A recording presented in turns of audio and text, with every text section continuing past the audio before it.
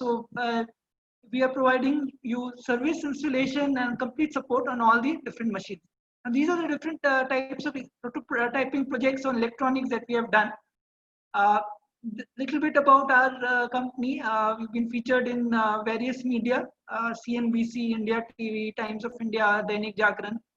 We have participated in number of fests in China, India, and we also have a good number of prominent clients from both corporates and institutes, and various NGOs, hospitals, etc.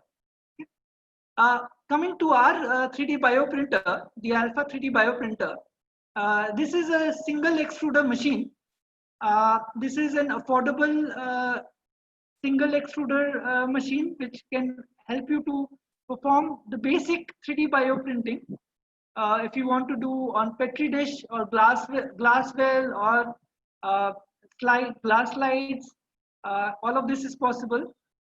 We offer two different modes of operation. One is the normal XYZ operation that most 3D bioprinters allow you. And we also offer something called a theta X mode. Here what we are doing is we are printing on a rotating spindle. So if I have to make something like stents or blood vessels, I need to have some kind of a rotating spindle on which I can print. I'll talk about more about both these processes in the next few slides. So the regular 3D bioprinting, this is a normal extrusion process. Remember in the earlier slides, I told you different extrusion technologies. So our technology belongs to the extrusion process, and within extrusion process, it is a syringe pump driven system. So meaning that this does not depend on air pressure, but more on the syringe, automated syringe pressure.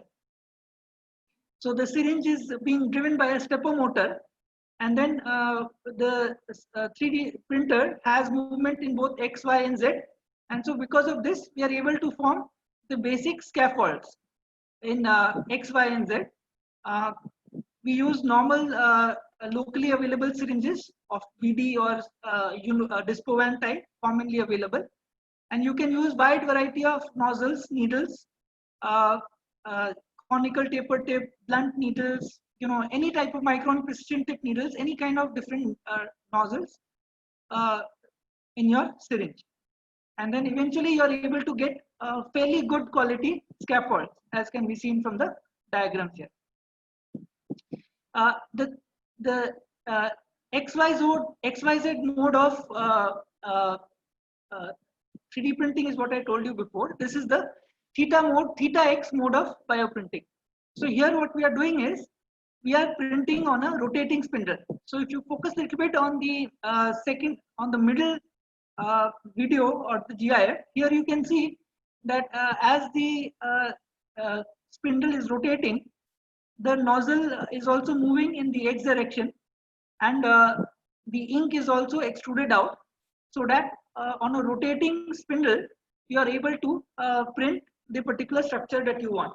It may be a case of a stent, a particular specific pattern stent, or it may be just simple blood vessels or bronchia or any windpipes or any cylindrical tube structures that are present within the within our biology systems.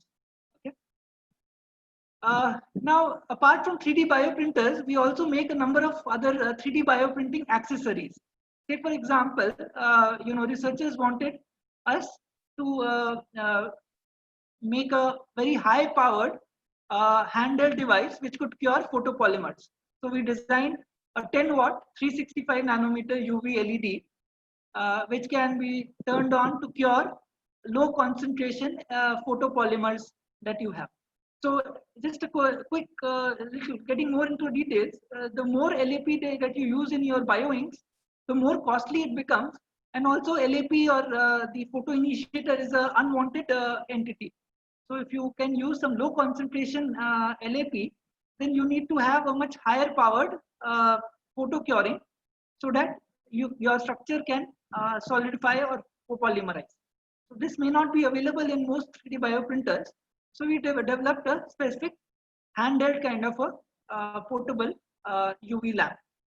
Similarly, we developed a vaporizer. Here, there is a chamber inside the vaporizer. The solvent can be kept there. It is heated out so that its vapors can uniformly stay within the chamber, and then the vapors will react with the substrate uh, or the 3D printed construct, and it will eventually cure it. So again, very specific requirements or specific 3D bioprinting accessories that will be required when in your research. So we will work with you and develop these kind of accessories for you. Okay. Uh, we have done number of installations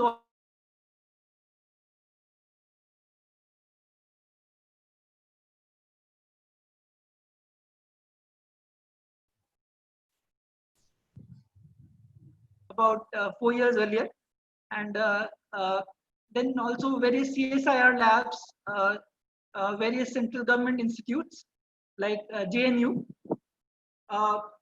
then various IITs, NITs, private colleges, so on and so forth. We've also been featured in a number of journal publications internationally.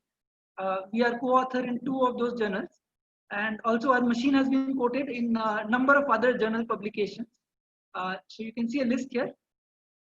Specifications of our 3D bioprinter. If you are more interested, I think you can just give us a call and we'll discuss more in line with you. And then a lot of future work, future additions that we want to put to our 3D bioprinter as we upgrade our systems. And then finally, we'll talk about the applications of 3D bioprinting. So first of all, we'd like to talk about the project by IIT Delhi. It is funded by ITC. ITC is a Fortune 500 Indian company. Most people would be knowing ITC for its various FMCG formulations. So the group at IIT Delhi, funded, supported by ITC, they've developed 3D bioprinted human skin models. And these human skin models have wide applications for testing cosmetics and so on, and also for reducing and replacing testing on animals. Okay. So there's a link also, and you can check out the work that was done by Indian researchers in the Indian context. The second application is by SIM Laboratories, Nagpur. Again, more details are available on their website. So very briefly, what they are trying to do is they are trying to personalize medicine and 3D printing various drug formulations in order to provide patients with custom treatments and methodologies. Okay. So within the pharma space, 3D bioprinting is just catching up various aspects. So not only just drug formulation, but also in drug discovery and testing or animal trials, the 3D bioprinting can be used. So like the various tissue constructs made from human cells can be exposed to the drugs, and the reactions on the 3D bioprinted constructs can be used to have an understanding of how the drugs will eventually have an impact on the human body. So that is the broad applications of 3D bioprinting. With this, I conclude the session. There are a number of startups also that are working, on either trying to develop various kinds of tissues like liver or cornea or eyes, or working with various universities in collaboration to develop new technologies. So clearly, in India also a lot of work is going on within the 3D bioprinting space.